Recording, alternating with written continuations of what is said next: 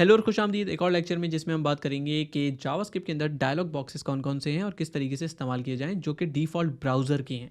तो सबसे पहले तो हम ये काम करेंगे कि हम जाएंगे और अपनी एक नए फ़ोल्डर के अंदर एक नई फ़ाइल क्रिएट करेंगे। इसको हम कहेंगे index.html, ठीक है।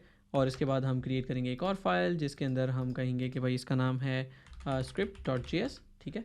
और इसके बाद हम index.html के अंदर एक्सक्लेमेशन एंटर करके एक सिंपल डमी सी HTML बना लेंगे और स्क्रिप्ट JS को हम इंक्लूड कर लेंगे यहाँ पे वाया द स्क्रिप्ट टैग। तो आप स्क्रिप्ट बोलोगे, इसके अंदर आप कहोगे कि भाई इसका जो सोर्स है वो है यहाँ पे स्क्रिप्ट JS के अंदर, ठीक है।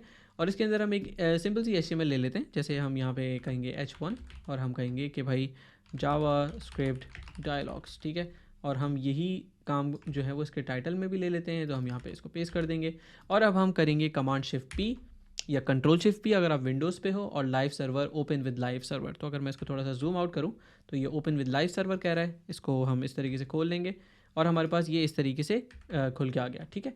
अच्छा, अब हम बात करते हैं कि डायलॉग्स बेसिकली होते क्या हैं। तो सबसे पहला जो डायलॉग है वो आप इस्तेमाल कर सकते हो अलर्ट का। अलर्ट क्या काम करता है? अलर्ट ये करता है कि एक डायलॉग शो करता है ब्राउज़र के अंदर और इसमें आप कोई मैसेज दिखा सकते हो। जैसे आप कह सकते हो अलर्ट कोड विद एहसन। अब इसको मैं अगर सेव करूं तो आपको नज़र आएगा कि मेरे पास यहाँ पे कोड विद एहसन का एक अलर्ट आ गया। और आपने अक्सर ब्राउज़र के अंदर ये चीज़ें देखी होंगी कि कोई ना कोई मैसेज आ जाता है जिस पे आप ओके कह सकते हो, ठीक है। तो ये मैसेजेस दिखाने के लिए सही है। आमतौर पे हम इस तरीके से मैसेजेस नहीं दिखा रहे होते ब्राउज़र के अंदर, क्योंकि उसका एक रीज़न ये होता है कि आप इस दौरानी में जब तक अलर्ट दिख रहा है कोई बटन क्लिक नहीं कर सकते या कोई भी इंटरेक्शन नहीं कर सकते, तो आपका जो पूरा ब्राउज़र है वो सॉर्ट ऑफ ब्लॉक हो जाता है। जैसे फॉर एग्जांपल मैं यहाँ पे एक काम ये करता हूँ कि भाई हम एक बटन क्रिएट करते हैं, तो हम यहाँ पे कहते हैं फॉर एग्जांपल बटन, और यहाँ पे आपने कहा फॉर एग्जांपल के क्लिक मी, ठीक है। अब हमने इसको सेव कर दिया। अब आप देखोगे कि अगर मैं ओके कर दूँ यहाँ पे तो ये क्लिक मी यहाँ पे आ रहा है। लेट्स सपोज़ कि हम इस स्क्रिप्ट को यहाँ से हटा के बॉडी ख़त्म होने से जस्ट पहले ऐड करते हैं। उसका एक रीज़न ये है कि ये पहले रेंडर हो जाएगा और फिर स्क्रिप्ट आएगी। तो मैं इसको सेव करूं तो आपको नज़र आ रहा है ये आ गया। अब अगर मैं यहाँ पे क्लिक कर रहा हूँ तो देखें कुछ भी नहीं हो रहा, ये मुझे बटन को क्लिक नहीं करने दे रहा। अगर मैं ओके पे क्लिक करूँ तो अब आप देख रहे हैं कि ये इस बटन पर मुझे क्लिक करने दे रहा है। तो जब तक अलर्ट दिख रही होती है ये ब्लॉक हो जाता है। अब हम बात करते हैं कि हम क्या यूज़र से कोई इनपुट ले सकते हैं। तो उसके लिए हमारे पास एक और डायलॉग होता है जिसको हम कहते हैं प्रॉम्प्ट।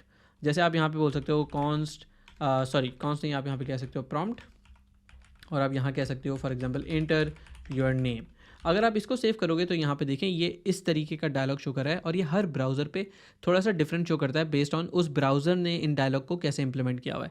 तो यहाँ पे मैं अपना नाम लिख सकता हूँ एहसन, यहाँ पे मैं इसको कैंसिल कर सकता हूँ, ओके कर सकता हूँ, और मेरे पास कोई ना कोई इस पर वैल्यू आ जाएगी। तो मैं ओके कर देता हूँ, चले ओके हो गया इसके अंदर, ठीक है।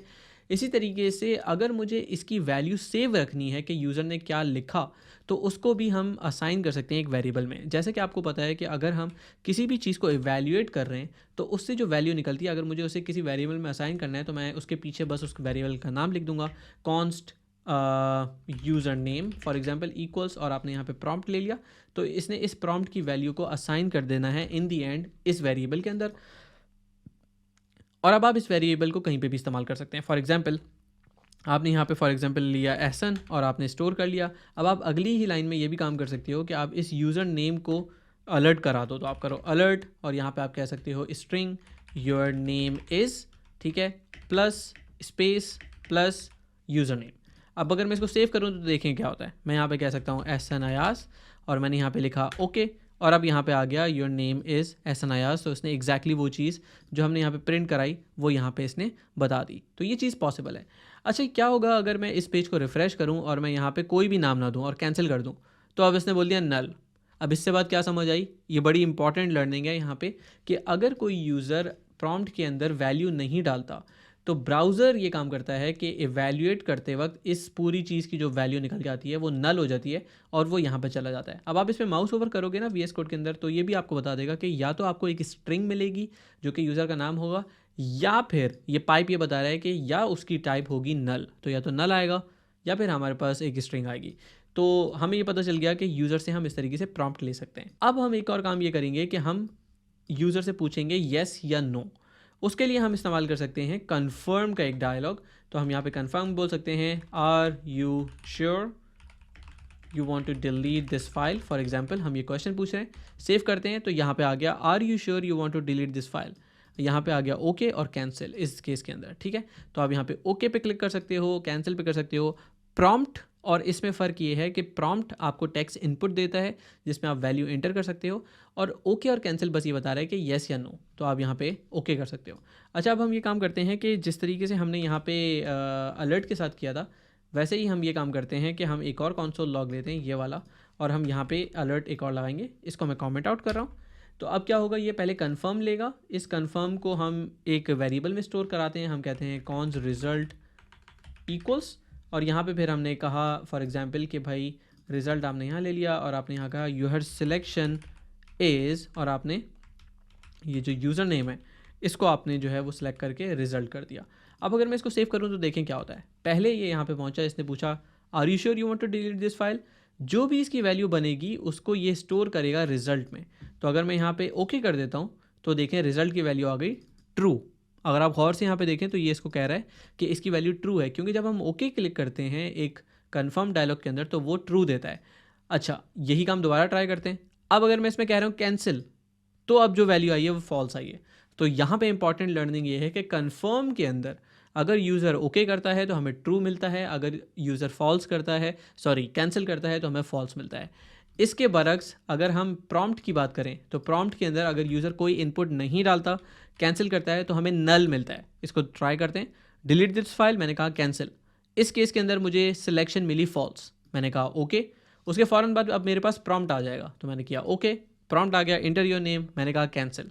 इसके कैंसिल पे मेरे पास आया नल। तो ये फ़र्क याद रखना ज़रूरी है कि किस केस में क्या वैल्यू रिटर्न होती है, ठीक है। अच्छा, इसी तरीके से अब मैं जाता हूँ और रिफ़्रेश करता हूँ, मैंने कहा ओके, तो इसने कहा ट्रू।